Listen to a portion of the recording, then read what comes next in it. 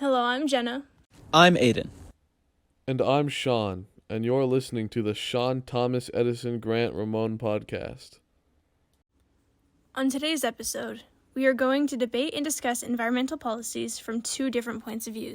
To be more specific, we'll be diving into the long-awaited question of whether it is better to have the central or state government control environmental policies and its sustainability. Each one has its advantages and disadvantages. This topic is often debated as each system does something differently that the people might favor. The government could control it all and possibly help problems all over the country, with the potential of the central government ignoring environmental problems in specific states. On the other hand, the states could control their own policies but potentially not care enough. Either way, today we'll be looking more into this issue to determine which is better.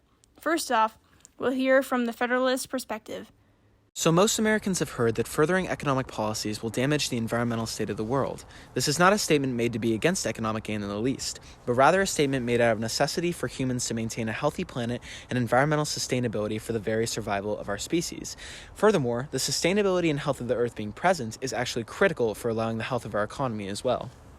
This fact is supported by numerous sources, with just one being a statement presented by experts from Fidelity, a highly esteemed international brokerage service, which says that if no efforts are taken to address climate change, one of, if not the greatest threats to businesses, society, and long-term financial return for investors will occur, ultimately placing the U.S. economy in absolute jeopardy due to a decrease in environmental health negatively affecting virtually every market, from the production of agriculture to iPhones.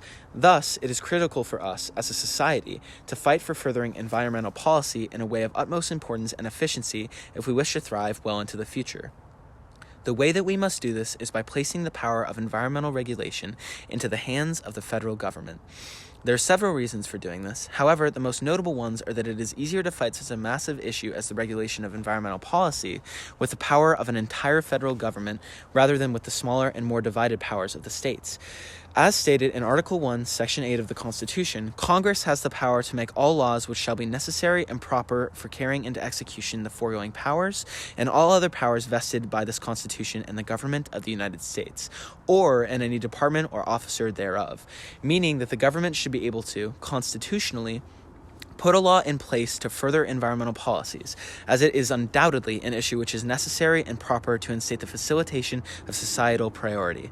The next reason that environmental regulation should be placed into the hands of the federal government is because it is the government's role to protect the people from losing their inalienable rights of life, liberty, and the pursuit of happiness, and, as stated in the Declaration of Independence, that to secure these rights, governments are instituted among men, deriving their just powers from the consent of the governed.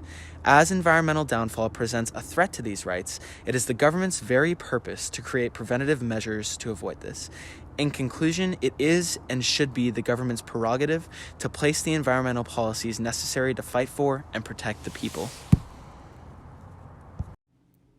Wow, that was a lot to take in. We will resume our debate after a quick word from our sponsors. Are you an AP government teacher? Well, boy, do I have some news for you.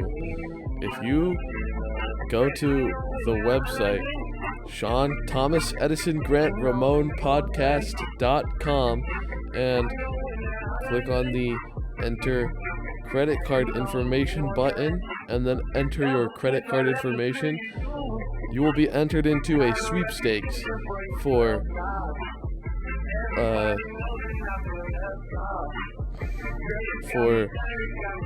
the chance to win a grading robot that grades specifically AP government assignments and is not biased towards any particular students. Now, back to the show. Welcome back. Now it's time to hear from the anti-federalist perspective on the topic. Thank you, Jenna. Environmental bills passed by the federal government are actually known to damage the economic health of states. These problems should be addressed by the states, as they know their own environmental problems better than the federal government, with the federal government addressing the nation as a whole, and the states knowing when it is reasonable to sacrifice economic gain for environmental health. The 10th Amendment states, "The powers not delegated to the United States by the Constitution, nor prohibited by it to the states, are reserved for the states respectively, or to the people." The problem of environmental policies is stated nowhere throughout the Constitution.